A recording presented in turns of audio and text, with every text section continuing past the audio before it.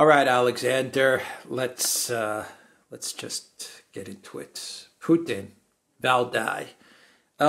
Before you actually break down what Putin said at Valdai, which I thought it was pretty amazing, the stuff that he said, just give us a quick background on the importance of Valdai. Yeah. And then we can get into what Putin said. Just real quick, why is Valdai important? Well, Valdai is important because it enables people from the West and around the world, not just the West, by the way, from around the world to actually meet with Putin and speak to him personally. And, of course, also for people from Russia. Of course, Russians have other opportunities for interaction. But Valdai is a place which has been set up as a conference. It's a place where it's a think tank as well, but it holds this conference, and at that conference you can meet. People are selected. They can meet with Putin. They can interact with him. They can ask him questions. These are not journalists. These are people, academics, ex-diplomats, people from the West, people from the global South, from all over the world. And at the same time, other members of the Russian leadership are also there. It's the highest level point of contact between the outside world and Russia. And it's where the Russians set out and explain their policies, where the Russians also take soundings. It's an extremely important place, and there's lots of interactions. So the Japanese were there, the Indians were there, the people from Japan, India, China, all asking questions, people from other parts of the world. There was a person from Iraq, for example, Latin America, they're always there. And by the way, just to say, two people who have appeared on shows on the Duran were also participants at this meeting. Richard Sakwa, he asked questions of Putin, and Sergei Karaganov was also there, and he also asked questions of Putin. So you see, this is what it's all about.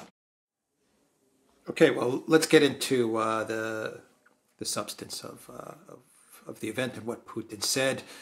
Obviously, when Putin speaks at these events, these are long marathon events, and he says a lot. There's a speech, as well as a Q&A session, and Putin covered a lot of ground. So, where do you want to begin? Because it wasn't only about the conflict in Ukraine. He covered the conflict in Ukraine, talked about Nord Stream, he talked about Syria, he talked about Serbia, he talked about the multipolar world.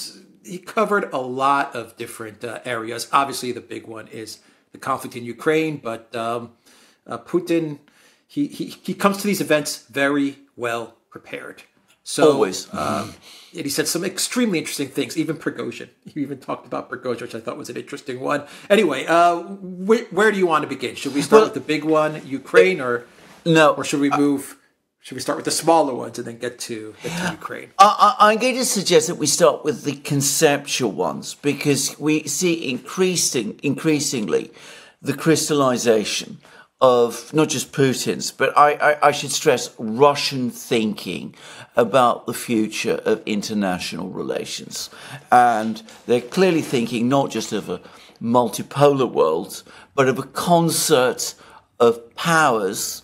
And he spoke at enormous length about this concept of civilizational states, that the leading states in the world are going to be civilizational ones. And, of course, this is a direct challenge to globalist thinking that we have from the West, that, there's only one acceptable human civilization, which is based on neoliberal Western, essentially Western, but ultimately neoliberal ideas. He said, no, this is not how the world is going to work. We're going to have civilizational centers, China, India, Russia, Latin America, Africa, and each of them have equal value.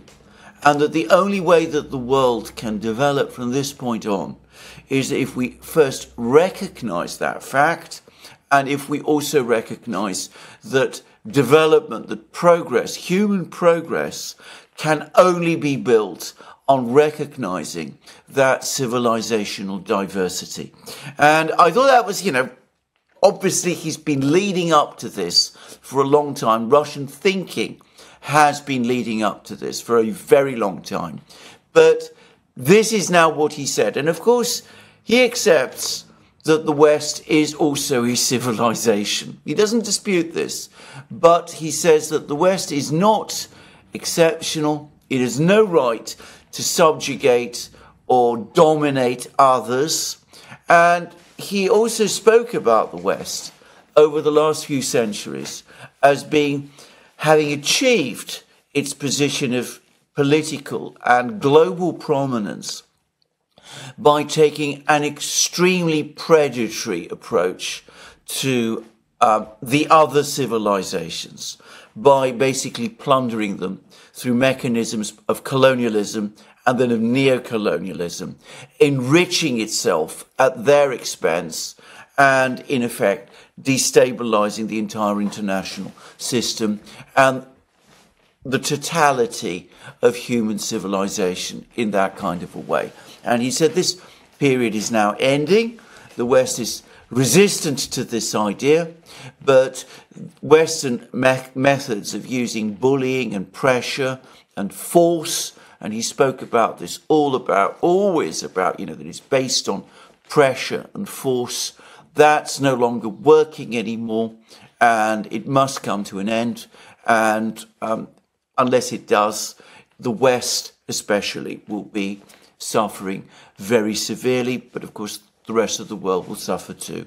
But that was his idea. And interestingly enough, when discussing Russia, he spoke about the Christian foundations of Russian civilization, but at the same time, while acknowledging that this is a civilizational state, it includes people who are not Christians, but who have the right to exercise fully their culture and religion within this huge civilizational area, which is Russia. So Muslims, Jews, Buddhists, those people have a full and active place in it.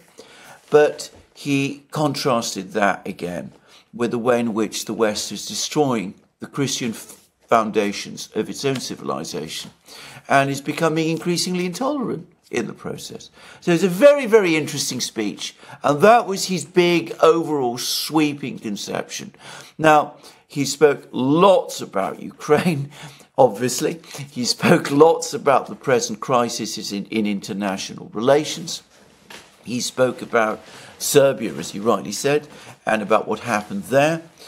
He was asked lots of questions from all kinds of people. The topic of Prigozhin came up over the course of those questions. He was asked about the state of the economy, the Russian economy, but he also had a lot to say about Western economies as well. All very interesting. All, by the way, especially the economic things. I have to say sometimes I felt that he might even have been watching our programs because he said many of the same things that we've been saying. Like, for example, about Germany deindustrializing and having cut itself off from energy. Exactly. And having gone into a tailspin in consequence of this. And anyway, I think he said things like that. But anyway, it was all very, very interesting. But, that it was the civilizational thing that, as I said, it's a development of what he's been talking about. So we've gone from multipolarity to a civilizational concept of human society and an understanding that these various civilizations constructed around civilizational states must accept each other, work with each other on the basis of equality. It's nobody's job to, give out scorecards and say that, this country's civilization is inferior to the other and you must change in this way. And, if you don't, well, you're backward in some fashion. He said, you've got to put all that to one side and we've got to create a concert of nations and work together. And he made it also very clear that this had to be still based on the framework of the United Nations, because he accepted that in many ways it's out of date and needs updating, but he said it's still a law-based structure, and we can't have a rules-based structure based around the West because that's purely oppressive and arbitrary. So he spoke about the United Nations still providing the framework through which this concert of civilizational powers will work.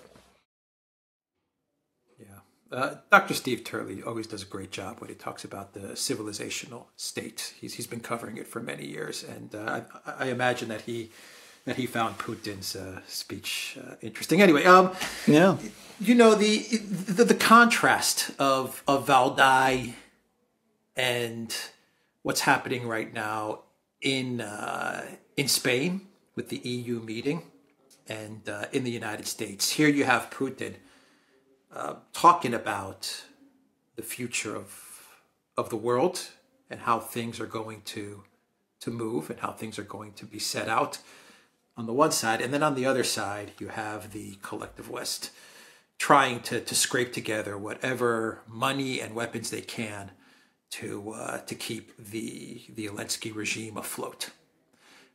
But Putin did not look worried, didn't look stressed. He seemed very confident.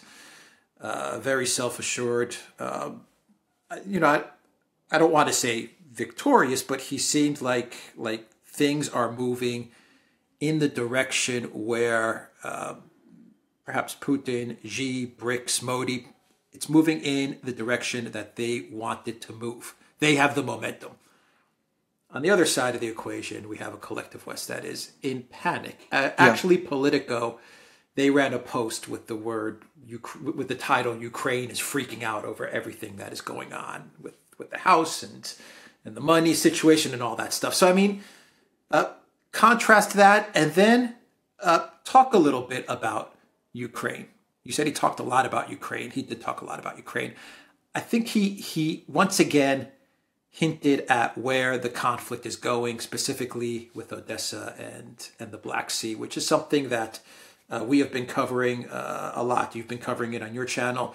A lot of the Russian administration, the Russian government, I mean, they're dropping massive hints as to where this conflict is going. So, Absolutely. Contrast the West and Russia, and then talk a bit about the rhetoric from the Russian administration about the conflict in Ukraine. Well, indeed. Let's talk about the West, because you're absolutely correct. I mean, here we have Putin carrying out this sweeping, tour d'horizon about, the future of humanity. That's deeply philosophical in some ways, and carefully thought through discussion. Oh, you might not agree with it, but I mean, whether you agree with it or not, it is a vision, and it's a vision, by the way, that people around the world, many people around the world will embrace. If you're in India or China or Africa or Latin America or the Arab world or the Muslim world, well, he's telling you, you're as good as the West. You have as much right to be taken seriously as the West. That's pretty heady stuff. That's not what people have heard. It's huge. He also, by the way, and this is one of the very interesting passages, I just wanted to quickly add this as well, because he was contrasting, Russian policy today with that of the Soviet Union. And he was saying, the Soviet Union, it conceived of its foreign policy as an extension of class relations, of class struggle. So somebody asked him, you're an anti-imperialist, the Soviets were anti-imperialist, aren't you the same? And he very politely basically said, no, we're not the same. Soviets thought about it in terms of class. It's clear that was a mistaken understanding of the way the world works. And he gave an example. He said, look, China's becoming more and more powerful. The West's antagonism towards China is rooted in geopolitics. It's not a question of class relations. If we're going to oppose imperialism, it's not because imperialism is the highest stage of capitalism that oppresses the workers and the peasants around the world.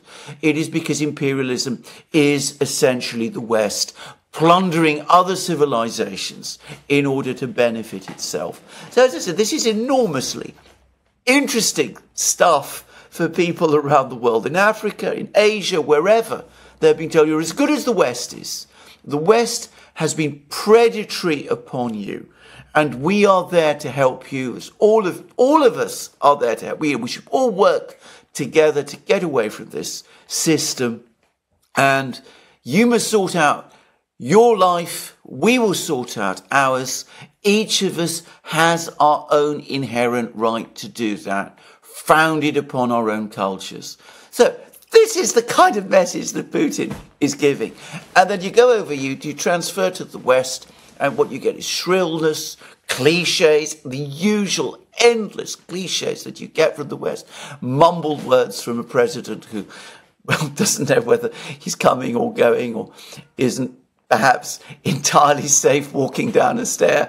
And of course, if you're talking about this meeting in Spain, crisis management all the time. It's find a few shells here, cough up a few billion there, come up, constantly trying to sort of paper over problems, kick the can down the road a little further, tweak, things, just trying to keep this. Seize Iranian boats with weapons. I know, exactly. I mean, he did a really great video on that, by the way, if I could say so. All these small bullets and things that they've seized from the Iranians, to sort of send them to Ukraine, do all of these kind of things. So it looks so,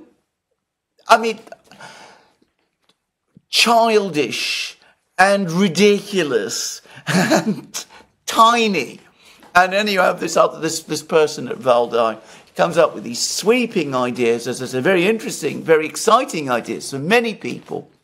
And the contrast is extraordinary. It's the one person, he's able to think forward. He's thinking deeply and carefully about the world and how it's going. And this lot, as I said, they're back in Spain, they're running around, chasing with each other, having arguments, trying to sort out something just to get past the next few weeks and months. It's an incredible study in contrasts. Okay, so that's a good lead-in to the conflict in Ukraine. Yeah.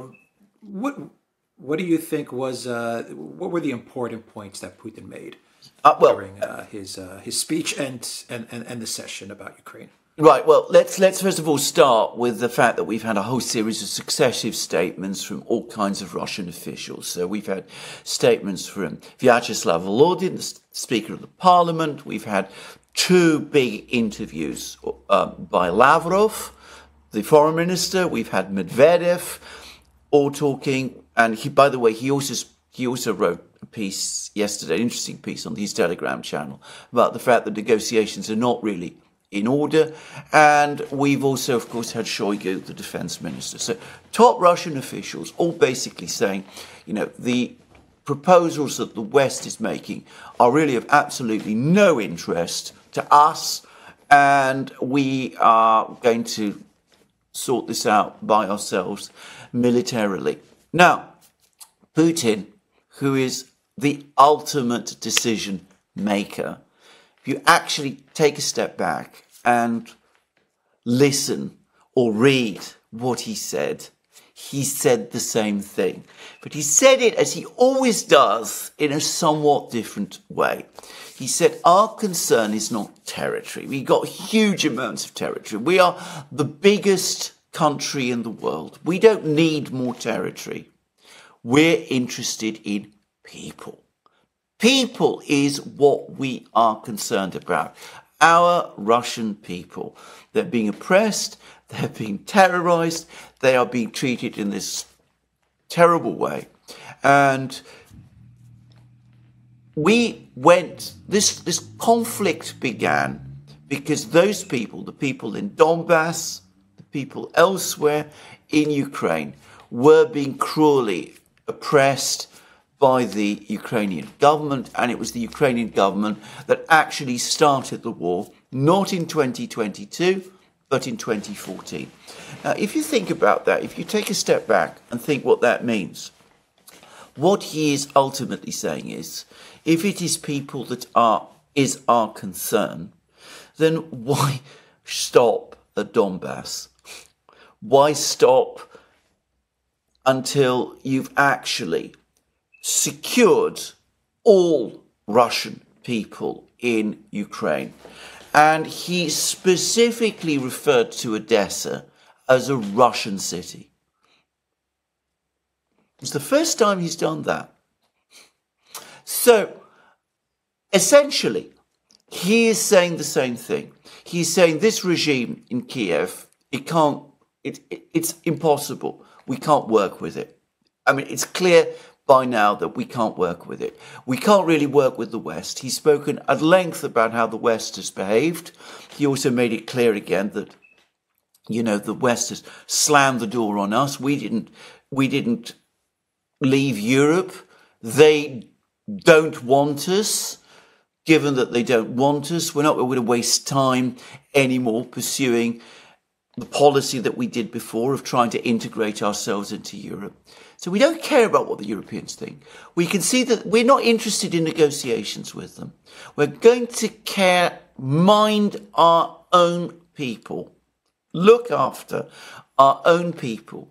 He never spoke about negotiations. He clearly doesn't believe in negotiations. That's obvious. He doesn't believe in negotiations with the Kiev government. He doesn't recognize the legitimacy of that government. So the operation is going to continue, and there is no reason now, or so it seems to me, to think it will stop at the 4 regions. There's every reason to think it will go beyond that, and the alternatives that Ukraine faces are the ones that Volodin and Medvedev have set out. Capitulation, in other words, unconditional surrender, or alternatively regime change in Kiev, and the Russians will decide what the terms are. And those terms will include a solution in which Russia's interests are secured, and he again made it absolutely clear that no way is Ukraine joining NATO. And I read that to mean that no part of Ukraine is going to join NATO either. And at the same time, so security, paramount, protection of our people, paramount as well. There's no reason to think it will stop at Donbass or Zaporozhye or at the 4 regions. We're going to move beyond that. That seemed to me completely clear now. Is this the first time that Putin has mentioned Hungary and Serbia? Yes, in this kind of way, I think. Yes. Yeah. And he said very favourable things about both countries. Yeah. Another indication that perhaps he's looking at he did say that if you want to, you've been saying this as well. If you want to really, I don't think he used the word damage. I forgot the word that he used, but in order to control the economy of the region, the economics of the region, Putin's like, he's pretty much said you have to control the entire coast. Yeah. Yes. It's obvious. It's obvious, yeah. Absolutely. And that means yes. reaching the borders of Hungary and connecting it to Serbia. That's correct. That's exactly Transnistria. Yes. All of that. Yeah. Yes. Can I just make a further point, of course, because you see, he talked about Russia as a civilizational state, a place that has developed over hundreds of years. And the fact that, many nationalities all exist within it very happily and comfortably with each other. But, all sharing attributes of the same civilizational experience. Now, if you follow that logic, why say that Ukraine is different? Ukraine has been part of Russia for hundreds of years. Its culture and religion are very similar, essentially the same as Russia's. The languages are very similar. They're both East Slav Orthodox nations, predominantly. So, I'm not saying that's the plan. All I am saying is it's not, that outcome would no longer be inconsistent with the logic of the comments that Putin was making. I'm not saying that's his plan. I'm not saying that's what he's decided. I'm not saying that's what the Russians have decided. But if it comes to that, then it is fully consistent with what Volodin was saying. Ukraine ceases to exist as a state and is reabsorbed back into the Russian civilizational state in which it was formerly a part. No, yeah, I mean, I'm just bringing it up because I think it's the first time I've heard Absolutely Putin say these things. Absolutely. Not at any time, not even speaking to the media. He's never talked like this before. No. In this way, Odessa and reaching certain borders and stuff like that. So, yeah, okay. So, I mean, yeah, you said that he's not interested in negotiations, but how do you explain then Sergei Lavrov's statements, where Sergei Lavrov has said that Russia remains open to negotiations, given that those negotiations are reflective of reality of the situation, the reality on the ground, and how do you explain if Putin is in his speech at Valdai and what he said during the Q&A about Russia forging its own path forward and forgetting about Europe. How do you explain his comments about Nord Stream? I thought that was interesting because essentially he said, Nord Stream 2 is active. It hasn't been damaged. It can be made active, at least. He said, all we need is the okay from Germany and we can just turn the valve on, but Germany is not going to get the okay because their masters in Washington will never let them turn it back on. So, I mean, on the one hand, Putin is saying we're done with Europe, but then you have kind of different messages where he is saying, we have this pipeline. It can feed you guys gas. Just give us the go-ahead. And then you have Lavrov, his foreign minister, also saying, we're open to negotiations, but, you guys are just not ready to negotiate with us based on realistic terms. Well, indeed. And I think this is the essential point to understand. And again, Putin, he didn't actually talk about negotiations, but Lavrov has done, Medvedev has done, Putin has also done so in the past. But it's essential to understand this. The Russians say they are open to negotiations. If somebody comes along, wants to make a serious proposal based on the realities, they will consider it. But the Russians are not seeking negotiations. They're not phoning up Brussels or London or Washington and saying, or Berlin, or saying, look, we've reached this point now, let's sit down and talk. That's not what the Russians are doing. They say, look, you have some proposal to make. We're prepared to listen and we're prepared to take it seriously, provided it makes some kind of sense. But the initiative is with you. It's not with us. We've spent years trying to negotiate with you. We didn't get anywhere.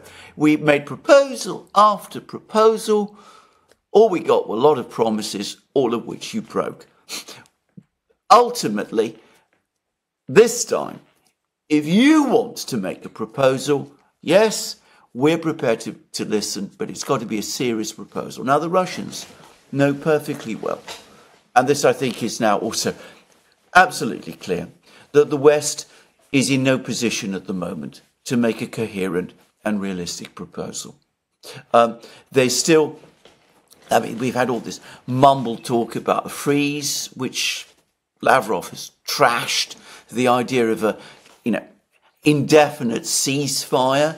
Medvedev has talked about it again. He just spoke about it also yesterday. He said, what they're talking about is just bogging us down in negotiations over a freeze so that they can rearm Ukraine and start all over again. And that's not what the Russians are interested in at all. And they're not going to accept any assurances. So this is not a proposal the Russians are prepared to work with.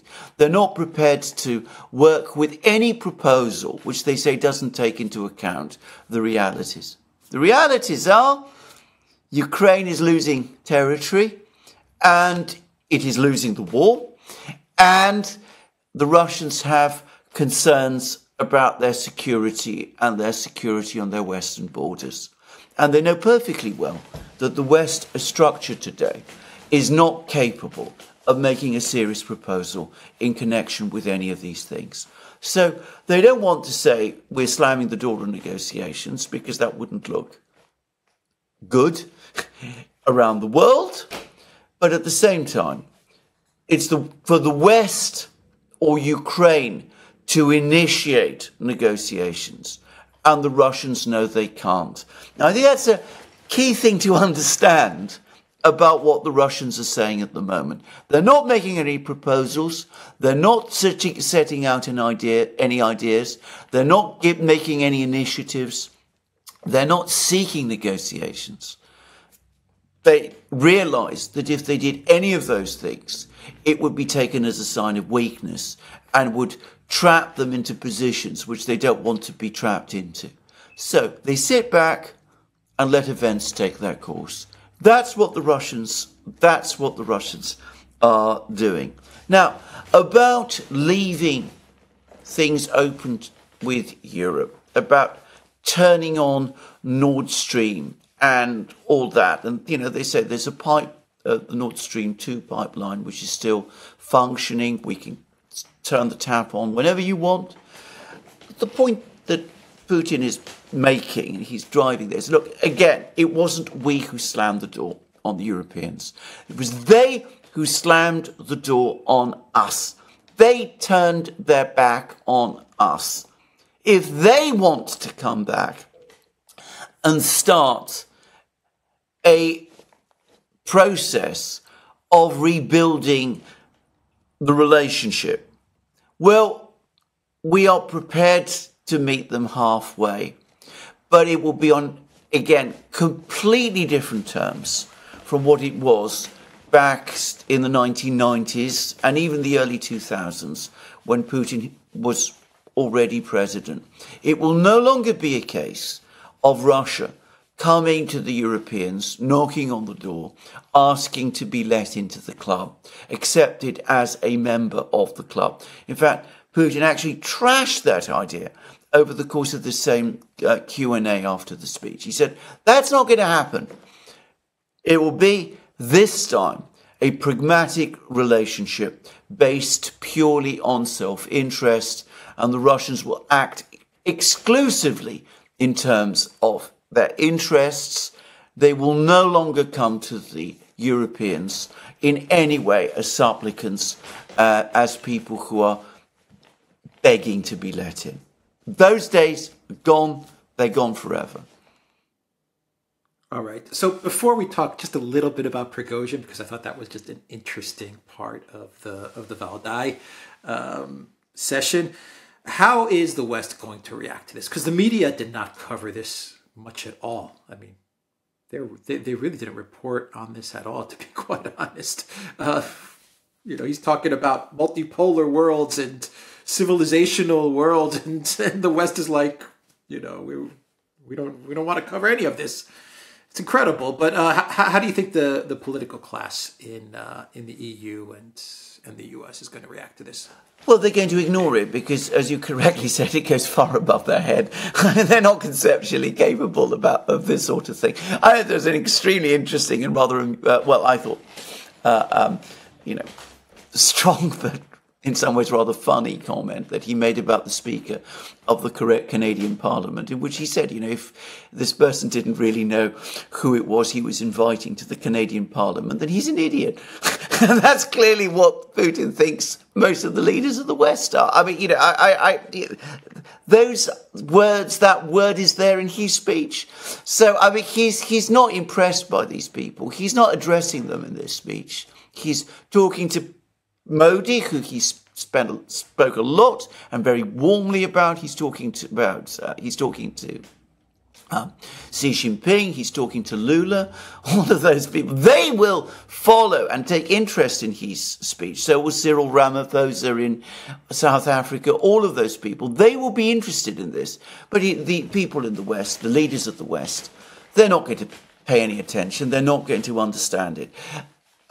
Perhaps somewhere in, somewhere in Langley, there's a lone analyst who's working through all of this and is reading it and understands it and is trying to get his bosses to, listen and understand what Putin is saying. But I doubt that even there, frankly, there are many people who understand and will listen and will absorb what Putin is saying. And of course, the media in the West won't understand it either. But you get them, get one of these leaders across you and explain it all to them. They will be horrified. They will see these ideas as an existential threat to themselves. I mean, think of Josep Borrell, the man who talks about the garden and the jungle.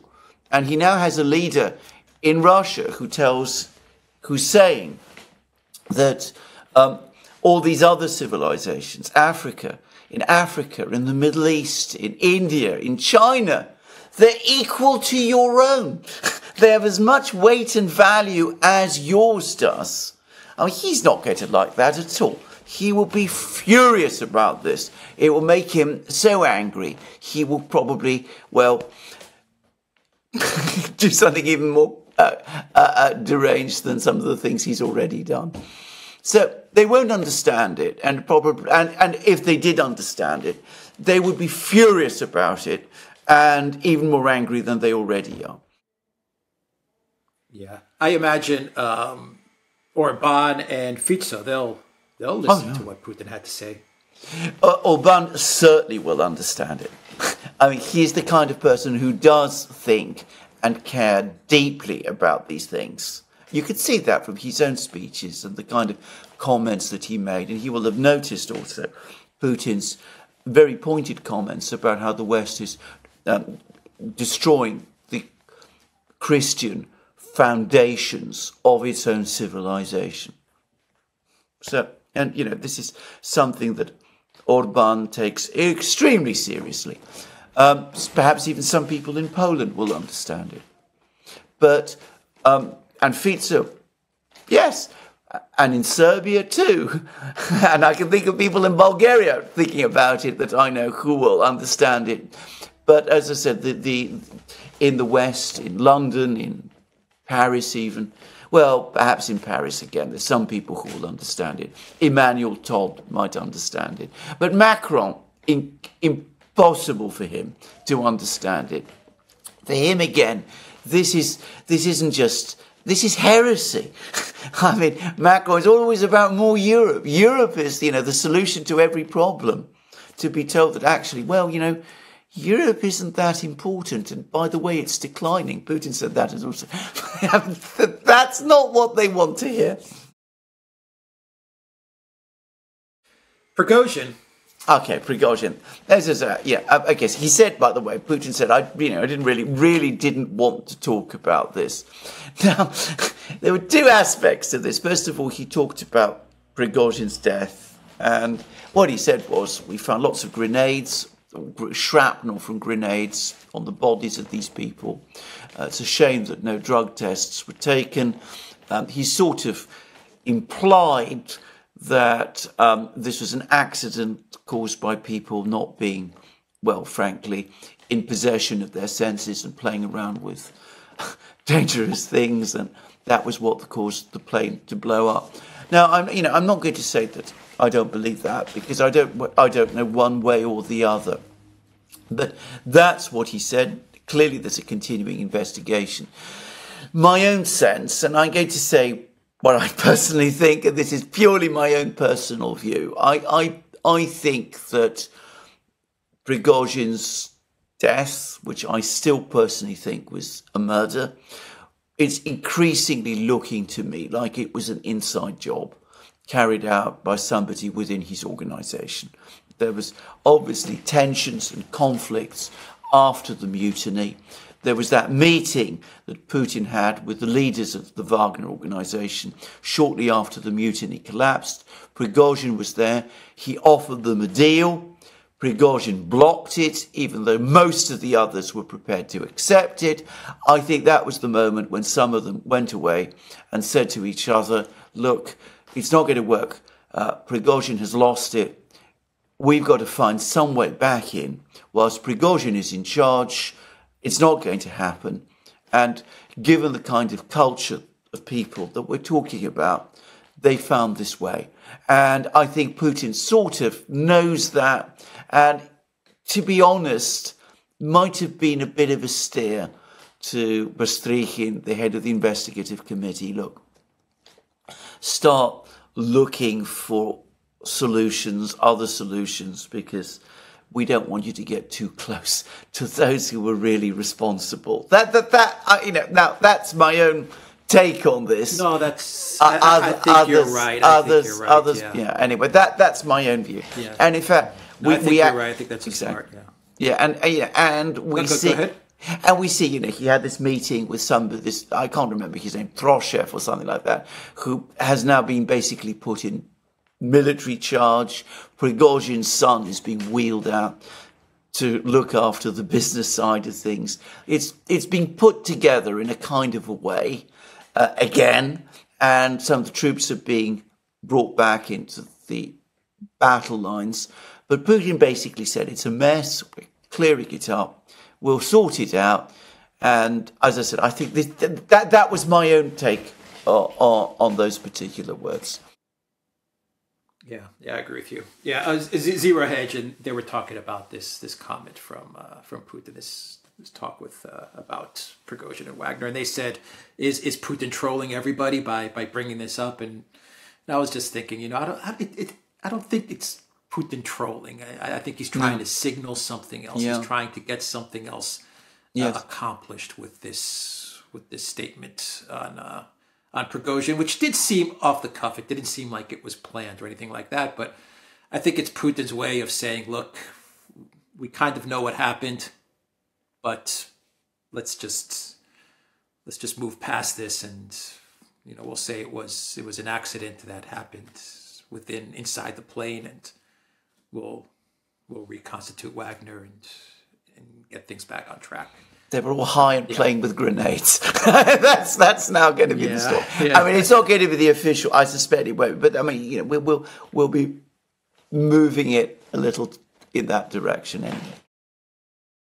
Yeah. All right. We'll leave it there. theduran.locals.com. We are on Rumble, Odyssey, BitChute, Rockfin, Telegram, and X. And go to the Duran shop. We are running a special 20% off. Use the code TheDuran20. 20% off on all merchandise. Take care.